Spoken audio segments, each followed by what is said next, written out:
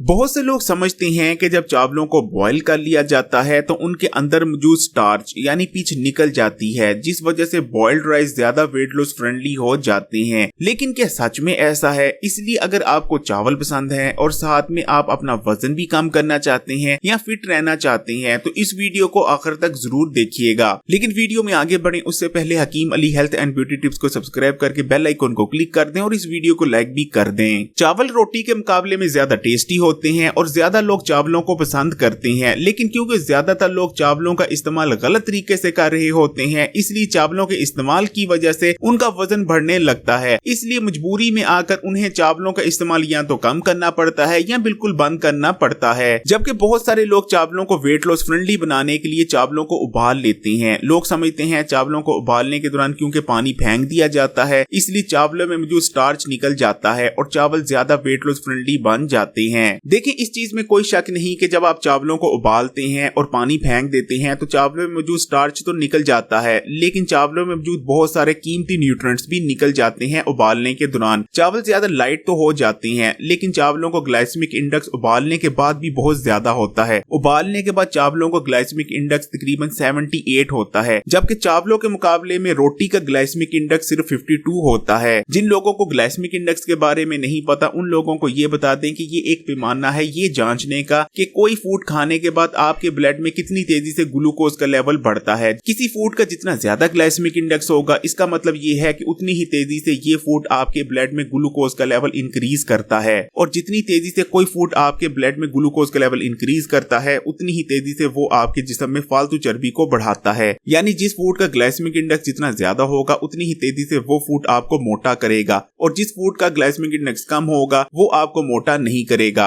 अब यहाँ सवाल ये पैदा होता है कि आपने चावलों का ग्लाइसेमिक इंडेक्स कम कैसे करना है। देखें, आप चावलों का ग्लाइसेमिक इंडेक्स चावलों के साथ दूसरी अशिया जैसे कि गोश्त और सब्जियों के इस्तेमाल से कम कर सकते हैं। अगर आप उबले हुए सफेद चावलों की एक प्लेट लेते हैं, उस पर खूब सारी दाल डालते हैं और उसके साथ खूब सारी सैलेड रखकर उस चावलों की प्लेट को खाते हैं तो इस सफेद चावलों की प्लेट का ग्लाइसेमिक इंडेक्स बहुत ज्यादा कम हो जाएगा, क्योंकि चावलों के ऊपर जो दाल डाली है उसमें फाइबर भी मौजूद है, उसमें काफी सारा प्रोटीन भी मौजूद है। इसी तरह जो चावलों के साथ हम सैलेड खा रहे हैं उसमें भी काफी सारा फाइबर मौजूद है। इसलिए उबले हुए सफेद चावलों को जब दाल और सैलेड के साथ खाया जाएगा तो चावलों का भी ग्लाइसेमिक इंडेक्स बहुत कम हो जाएगा इन तमाम चीजों के साथ मिलकर। इसलिए वो तमाम लोग जो आपको ये कहते हैं कि अगर आपने वजन कम करना है तो आपको सफेद चावल नहीं खाने चाहिए, क्योंकि सफेद चावल खाने के बाद बहुत जल्द आपके ब्लड में ग्लूकोज का लेवल इंक्रीज करता है, जिसको हमारी बॉडी फौरी तौर पर इस्तेमाल नहीं कर पाती और ये ग्लूकोज बाद में चर्बी की शक्ल में हमारे जिस्म में स्टोर हो जाता है। लेकिन वो तमाम लोग आपको अधूरी बात बताते हैं, क्योंकि फिर चाहे चावल हो या रोटी कोई भी इन्हें स्टैंड अलोन नहीं खाता। चावलों के साथ भी कोई ना कोई सालन मौजूद होता है, जैसे कि दाल मौजूद होती है, सब्जी मौजूद होती है या कोई और चीज मौजूद होती है।